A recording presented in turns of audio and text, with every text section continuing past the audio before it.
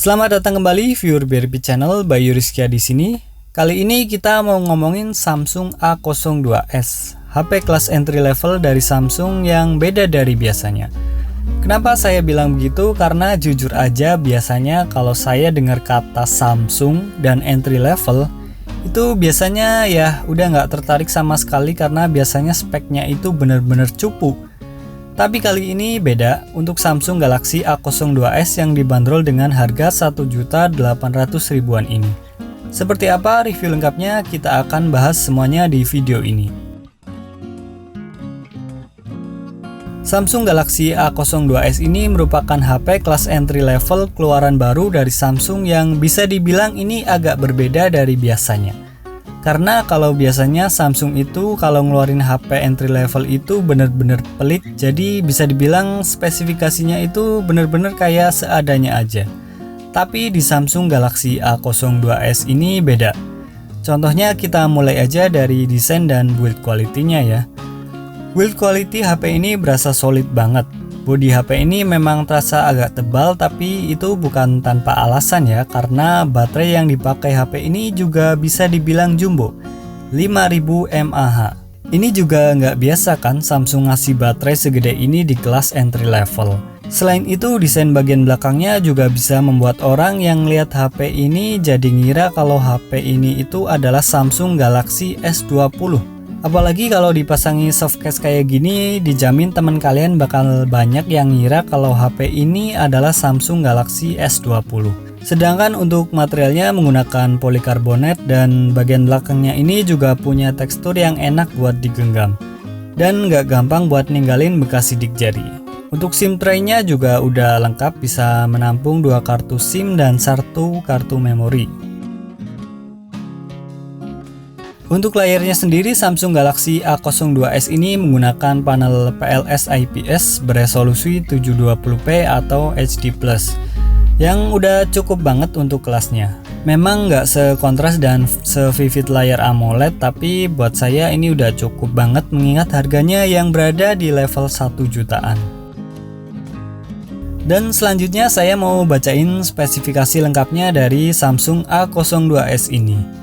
Chipset yang digunakan yaitu Snapdragon 450 dengan fabrikasi 14 nanometer dan GPU Adreno 506, layar PLS IPS dengan resolusi HD+ dan kerapatan 270 ppi, RAM-nya 4 GB, memori internal 64 GB, kamera belakang 13 megapiksel wide angle, 2 megapiksel makro, dan 2 megapiksel depth sensor.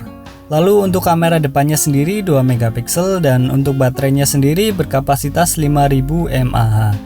Dengan spesifikasi seperti itu, kembali lagi ini udah cukup banget buat kelas entry level, apalagi ini dari produsen Samsung. Lalu selanjutnya gimana soal performanya? Apa bisa buat main game-game populer saat ini? Jawabannya bisa banget. Kalau cuma buat main Mobile Legends, HP ini lancar banget dan juga sudah mendukung mode high frame rate. Dan secara mengejutkan, HP-nya juga nggak kerasa panas. Baterainya pun awet, dipakai buat main setengah jam cuma ngurang 4% karena mengingat kapasitas baterainya juga emang gede banget, 5000 mAh.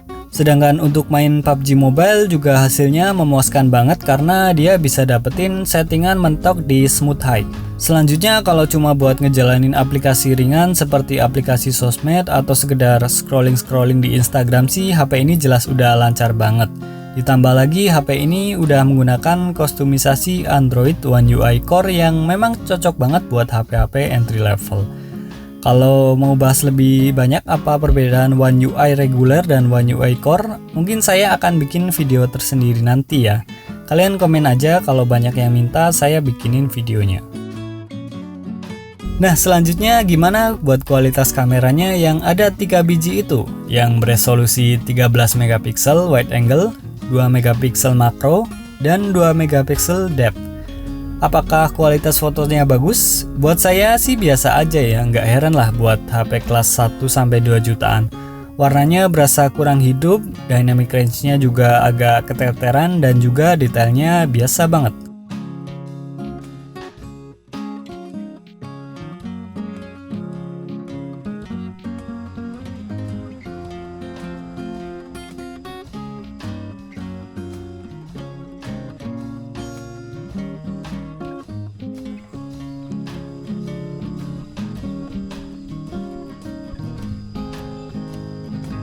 Kalau buat kualitas low lightnya jelas jadi lebih noise dan detailnya juga berkurang.